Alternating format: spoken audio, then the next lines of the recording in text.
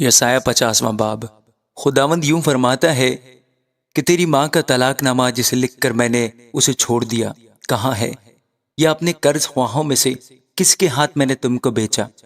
دیکھو تم اپنی شرارتوں کے سبب سے بک گئے اور تمہاری خطاؤں کے باعث تمہاری ماں کو طلاق دی گئی۔ پس کس لیے؟ جب میں آیا تو کوئی آدمی نہ تھا، اور جب میں نے پکارا تو کوئی جواب دینے والا نہ ہوا۔ کیا میرا ہاتھ ایسا کوتاہ ہو گیا ہے کہ چھڑا نہیں سکتا؟ اور کیا مجھ میں نجات دینے کی قدرت نہیں؟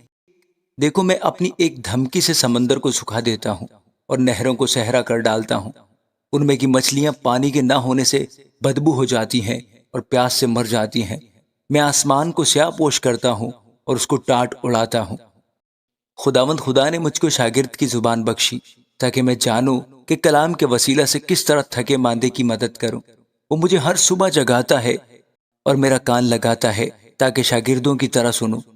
خداوند خدا نے میرے کان کھول دیے اور میں باغی اور برگشتہ نہ ہوا۔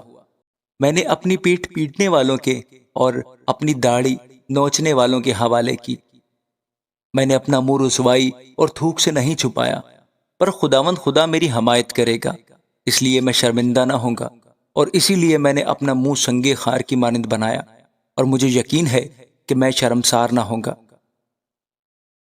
مجھے راست باز ٹھہرانے والا نزدیک ہے، کون مجھ سے جھگڑا کرے گا؟ آؤ ہم آمنے سامنے کھڑے ہوں۔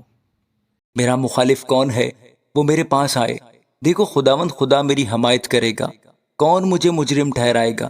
دیکھ وہ سب کپڑے کی مانند پرانے ہو جائیں گے، ان کو کیڑے کھا جائیں گے۔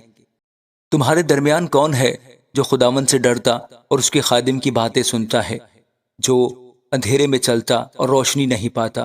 وہ خداوند کے نام پر توکل کرے اور اپنے خدا پر بھروسہ رکھے۔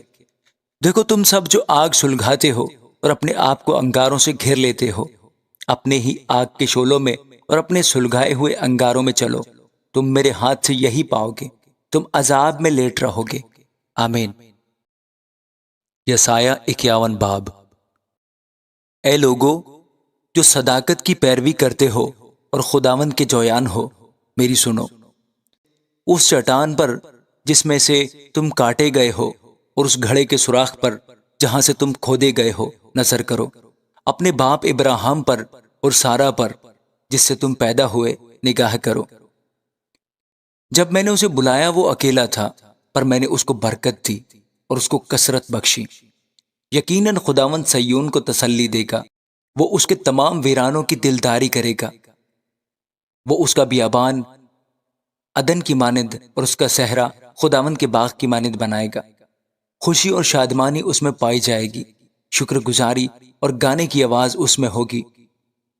میری طرف متوجہ ہو، اے میرے لوگو، میری طرف کان لگا، اے میری امت، کیونکہ شریعت مجھ سے صادر ہوگی اور میں اپنے عدل کو لوگوں کی روشنی کے لیے قائم کروں گا۔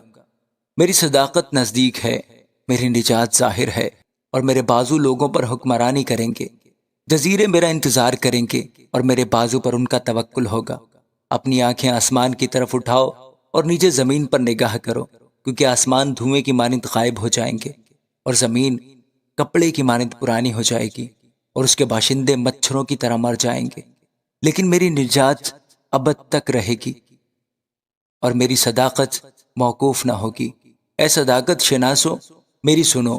اے لوگو جن کے دل میں میری شریعت ہے، انسان کی ملامت سے نہ ڈرو اور ان کی تانہ زنی سے ہراساں نہ ہو، کیونکہ کیڑا ان کو کپڑے کی مانند کھائے گا اور کرم ان کو پشمینہ کی طرح کھا جائے گا۔ لیکن میری صداقت ابد تک رہے گی اور میری نجات پشت در پشت۔ جاگ جاگ اے خداوند کے بازو، توانائی سے ملبس ہو، جاگ جیسا قدیم زمانہ میں اور گزشتہ پشتوں میں۔ کیا تو وہی نہیں جس نے رہب کو ٹکڑے ٹکڑے کیا اور اژدہا کو چھیدا؟ کیا تو وہی نہیں جس نے سمندر یعنی بحر عمیق کے پانی کو سکھا ڈالا، جس نے بحر کی تہ کو راستہ بنا ڈالا تاکہ جن کا فدیہ دیا گیا اسے عبور کریں؟ سو وہ جن کو خداوند نے مخلصی بخشی لوٹیں گے اور گاتے ہوئے سیون میں آئیں گے، اور ابدی سرور ان کے سروں پر ہوگا۔ وہ خوشی اور شادمانی حاصل کریں گے اور غم و اندوہ کافور ہو جائیں گے۔ تم کو تسلی دینے والا میں ہی ہوں۔ تو کون ہے جو فانی انسان سے اور آدم ذات سے جو گھاس کی مانند ہو جائے گا؟ ڈرتا ہے، اور خداوند اپنے خالق کو بھول گیا ہے جس نے آسمان کو تانا اور زمین کی بنیاد ڈالی، اور تو ہر وقت ظالم کے جوش و خروش سے کہ گویا وہ ہلاک کرنے کو تیار ہے ڈرتا ہے۔ پر ظالم کا جوش و خروش کہاں ہے؟ جلا وطن اسیر جلدی سے آزاد کیا جائے گا، وہ غار میں نہ مرے گا اور اس کی روٹی کم نہ ہوگی، کیونکہ میں ہی خداوند تیرا خدا ہوں جو معجزاً سمندر کو تھما دیتا ہوں۔ میرا نام رب الافواج ہے، اور میں نے اپنا کلام تیرے منہ میں ڈالا اور تجھے اپنے ہاتھ کے سائے تلے چھپا رکھا، تاکہ افلاک کو برپا کروں اور زمین کی بنیاد ڈالوں۔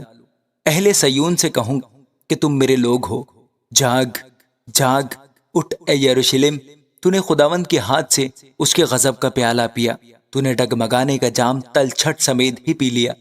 ان سب بیٹوں میں جو اس سے پیدا ہوئے کوئی نہیں جو اس کا رہنما ہو، اور ان سب بیٹوں میں جن کو اس نے پالا ایک بھی نہیں جو اس کا ہاتھ پکڑے۔ یہ دو ہاتھ سے تجھ پر آ پڑے، کون تیرا غمخوار ہوگا؟ ویرانی اور ہلاکت، کال اور تلوار، میں کیوں کر تجھے تسلی دوں؟ تیرے بیٹے ہر کوچہ کے مدخل میں ایسے بے ہوش پڑے ہیں جیسے ہرن دام میں۔ وہ خداوند کی غضب اور تیرے خدا کی دھمکی سے بے خود ہیں۔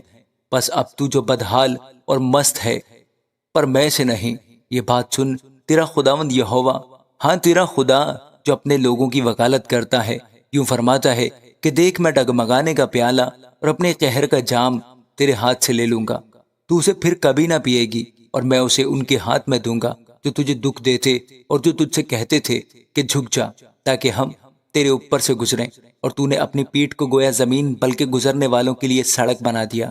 آمین۔